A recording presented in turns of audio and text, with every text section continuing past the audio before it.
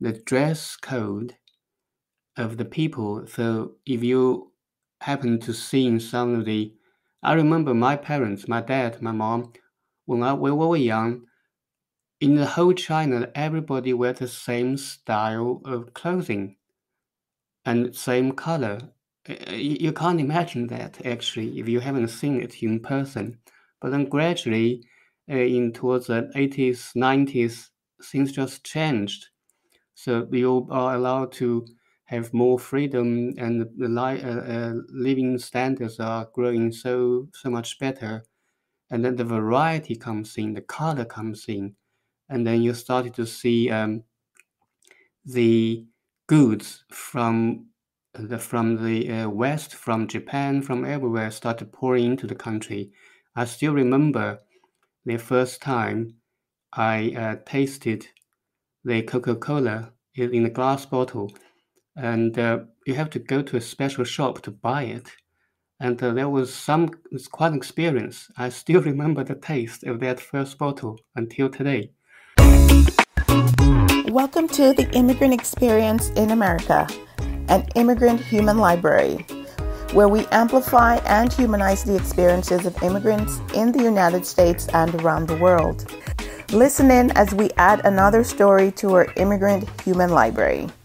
Today we have for you our second international guest of 2023.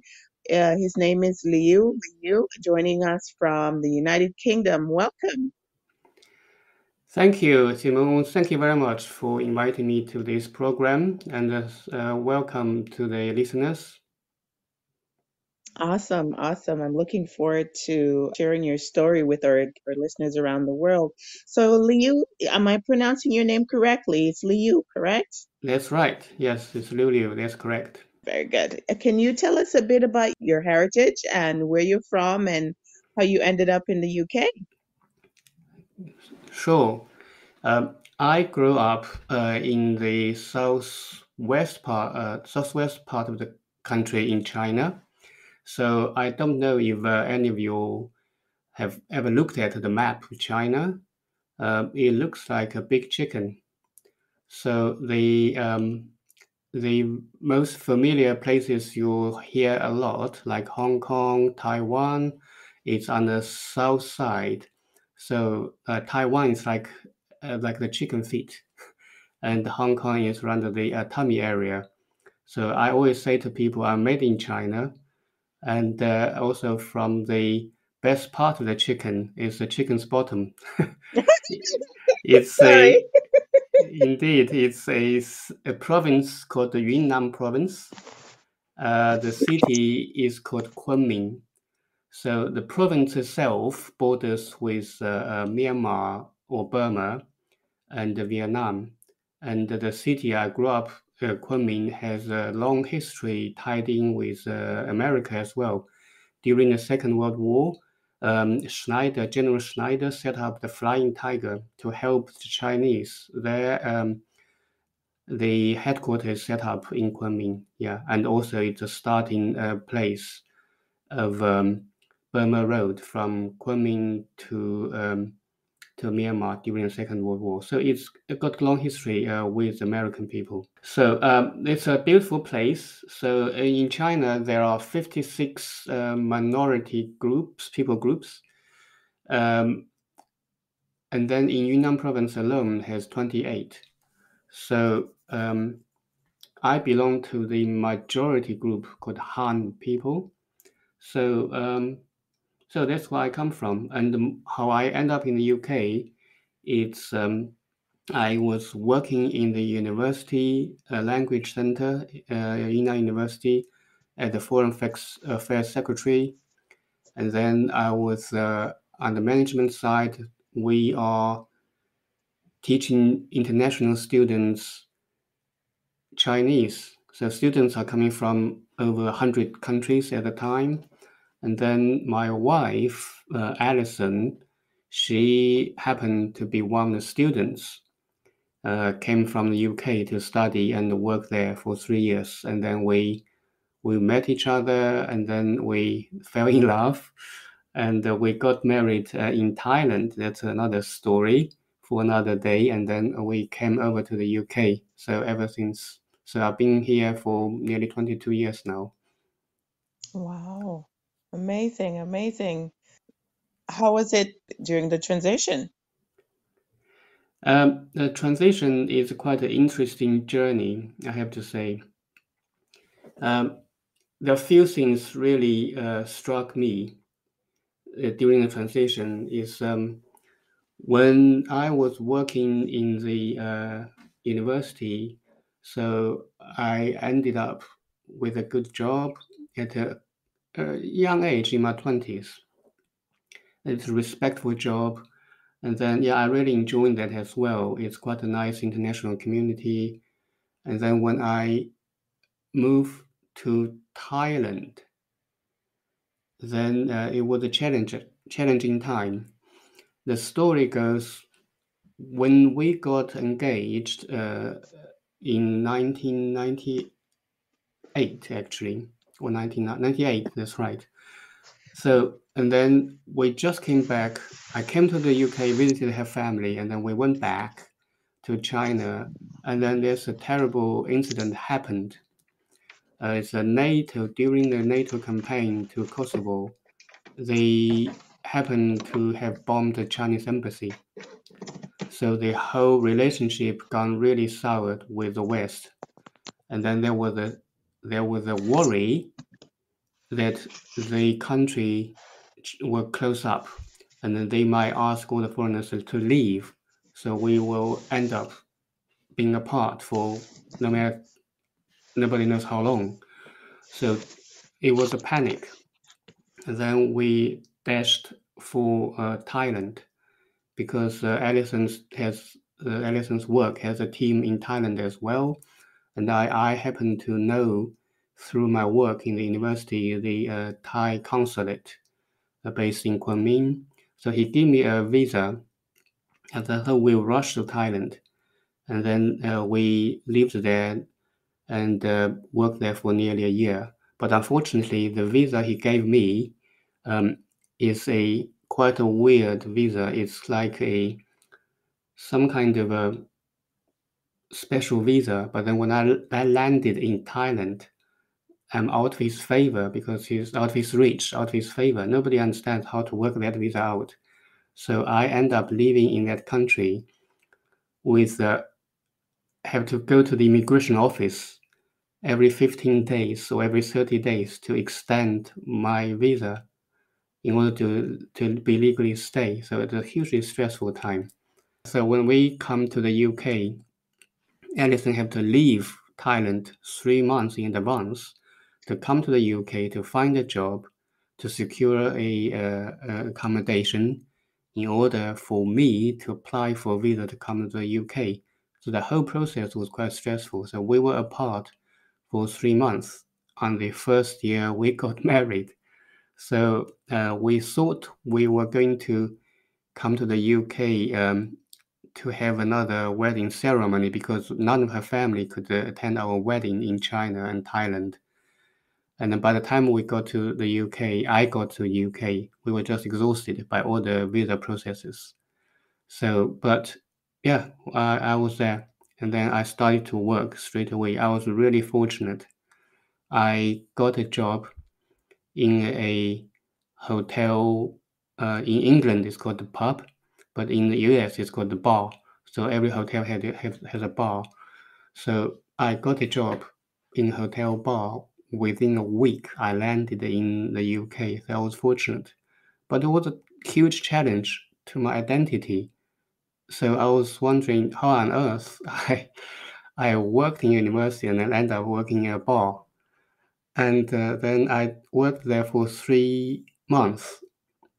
And then by chance, I got a job in the organization I'm working in now. But again, it's a low-end job. So I applied for a clerk level job, but then they don't think I was good enough at the time. And then I ended up in a job working in the post room or mail room for 3 years. So then from there, I just made my way step by step. to where I am now. So as a senior manager leading an international team and working on the one of the organization's key areas of work. So yeah, it's quite a journey. It's quite a journey. Wow, wow, wow, wow. And 22 years later, here we are. Indeed, here we are. So I'm now leading a team of international staff and also developing my private practice as a cross-cultural intelligence coach. So and meeting all those people, including yourself, around the world. It is an amazing journey. It really is an amazing journey. Wow, And yeah, awesome. Happy to I'm glad you shared the bit of a historical background there about the part of the China that you're from, and also the backstory of what really happens when people find international love and then they transition from to another country, how difficult the immigration process and stressful at times it can be. definitely, definitely. So I think it's every immigrant, or if you call that particularly the first generation immigrant like myself, it's always quite difficult. And everyone has their own story to tell. I'm really sure about that. Yes, yes, yes.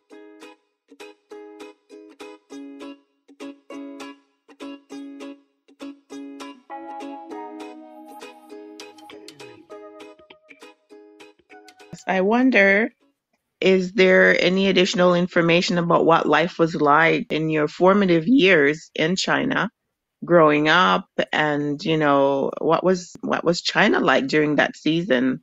Because most of us haven't, I've never been to China. All we know is the little snippets we get from the media. So it's often quite revealing to get it from people who have lived and experienced it. So I wonder what you have to share with us. Sure. So I grew up in the 70s, and the 70s is the time China actually started to make some transition or to make some turning. 70s and 80s, very important decades, if you like. So in the late 70s, one of the major things happened in China is actually China normalized the relationship with the USA. So that really opened the door to the West. And then I think that at the time, the leader called Deng Xiaoping, you might have heard about him from different places, really pushed for this open door policy. So I was growing up in a time that you see the change start to happen in the country. So, and then by the 80s, 90s, it's like, yeah, the whole country just started to grow into this huge experimental ground on a new economic policy, and things are booming everywhere. Even you can tell from the dress code of the people. So if you happen to see some of I remember my parents, my dad, my mom, when we were young, in the whole China, everybody wear the same style of clothing and same color. You can't imagine that actually if you haven't seen it in person. But then gradually, in towards the 80s, 90s, things just changed. So you are allowed to have more freedom, and living standards are growing so much better. And then the variety comes in, the color comes in, and then you started to see the goods from the West, from Japan, from everywhere started pouring into the country. I still remember the first time I tasted the Coca-Cola in a glass bottle, and you have to go to a special shop to buy it. And it's quite an experience. I still remember the taste of that first bottle until today. So yeah, so I really lived through a period China moved from a totally closed country to an open country. Hence, all the international students were pouring in to China to study the Chinese language, to learn about the culture, and some of them end up working there. So yeah, it's quite an era of change I lived through. Wow. You mentioned not being able to imagine all the children wearing the same colors or the same style. I mean, am I hearing you correctly that your neighbors, everybody in the community wore the very exact replica? Absolutely, not just children, adults as well. I will find a couple of photos, send it to you afterwards. It's all the same style, blue, because that's what what you're supposed to wear and what you're allowed to wear at the time, coming out from 60s and 50s China, very restrictive policy. Yeah. Wow, you're right. I can't imagine it, but I'm trying to create the sense of what that might be like. I guess I'd wore uniform going to school all my life except for college, so I can imagine all the girls in the same style and the same colors and everything, just very uniform. All the males wearing the same khaki uniforms as well. So I have that That's right. That's right. exposure. Yes. How did you get into the international studies program? And that's where you met your wife. So the opening started, international students started pouring in, and how did that start your career? Um, so in China, I think after the high school, I didn't go to the college or university straight away. I went to a translator school and studied English for 2 years. Then at the end of the school, one of my teachers, he is one of the university professor, so he recommended me to this place to work. So that's how I started my career. So again, I started working at the reception of that place because it is quite a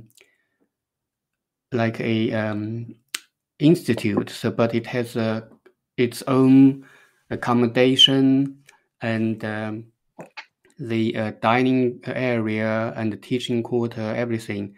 And towards the end of 90s, still foreigners come to China are only allowed to live in officially designated area. So university accommodation is more or less the only place they can live. So that's where I worked. I started as a receptionist, and then within a year or so, I just moved up, become the foreign affairs secretary for that center. Yeah, that's where I met my wife, and I got into this working with international students. I just loved culture. I love diversity, and I really loved meeting different people from different countries. Yeah, that really opened my eye and really stirred my curiosity. I remember people used to ask me, have you been to this country? Have you been to that country? My answer was always very optimistic. I said, not yet. I said, not yet. So going abroad towards the 90s is still it's quite difficult for most of the people. So, but I was fortunate. I managed to come to the UK to meet my wife's family. Uh, Again, a big deal. So it really was a big deal. I have to fly to the capital, Beijing, to apply for the visa, which is China is a big country like the States. It's like 3 hours by flight. You fly there, you queue for hours, and then you get the visa and you fly back. And then, yeah, you go to the UK. So, yeah, that's how I got into the working with the international community, international people. And then when I came over to England, I also started, although starting from the post room, but the organization I'm working in is also an international organization. So it's an international relief and development organization, or charity, if you like. Sometimes people call that. We work in 50 countries again. So I had the opportunity to work with people around the world again. Yes, amazing, amazing. That's awesome. Your journey of life path continued. Yeah, it is. It is.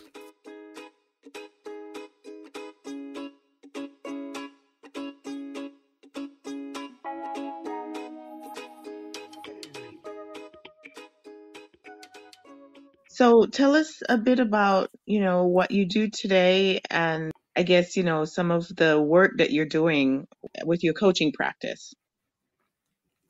Yes. So what I'm doing now is, apart from being a manager in this organization, I'm also running this private coaching practice. So my niche or focus, if you like, is called cross-cultural intelligence, uh, broadly aimed at managers in organizations and companies. So just to clarify one thing, when I'm telling people cross-cultural intelligence, people can think, oh, this cross-cultural communication. That is not entirely the picture. So in cross-cultural communication is part of cross-cultural intelligence, or sometimes called intercultural intelligence. So the core of this concept is that how people like you and me, first is how we understand our own culture, our own behavior, and why we behave the way we do because of our own culture. And the second level is about how we see or understand or want to understand other culture, and then understand the reason behind other people's behavior. So there's this two aspects to it. Yes, so about understanding our own and also understanding the others people's behavior. And all those cultural issues are in all aspects of life, if you like. But my focus is around helping managers to how they can manage a project from beginning to end, working with people from either from different background, but living in the same country, or from different countries across the globe. So how they can work effectively to understand each other, to build trust and build coordination, and to bridge the gaps of understanding, and then they can work effectively together to achieve whatever goals of the project they set out to do. So that's really my focus and really my passion, because of my experience working with international colleagues, managing projects, and millions of pounds. So I know what works and what doesn't. So I'm really passionate about helping people, if you like, to take the shortcut. So give what I have learned to those who are just at the beginning of their journey, so they don't have to try trial by error and to try it out. Sometimes with with consequences, if you like. So I can really help people, and I'm really passionate about helping people to go through their journey. Yes, yes. And that is such a needed skill because our world has become so connected, interconnected.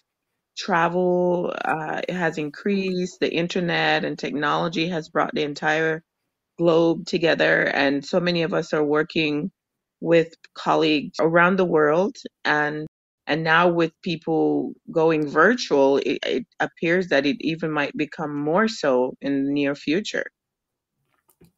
Absolutely, definitely. That is also it's a huge advantage, but it also gives a false impression that we all work on the, if you like, speak the same language, English as a business language, and that therefore we understand each other. But that's not the case. So even the way we write email, if you like.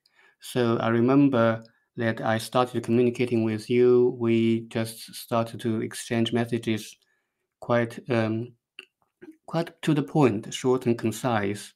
But then, if I think actually, this is the way how U.S., Europe largely communicate now. But when I'm writing emails with my colleagues in some Asian countries, some African countries, I still have to be really formal, quite respectful in that way. So you start with a proper greeting and then ask them how they are doing, greetings. And yeah, it's quite there's a formula there you have to follow.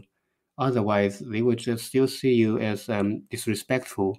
And in fact, actually, I had people complain to me saying that English people, I don't know this person.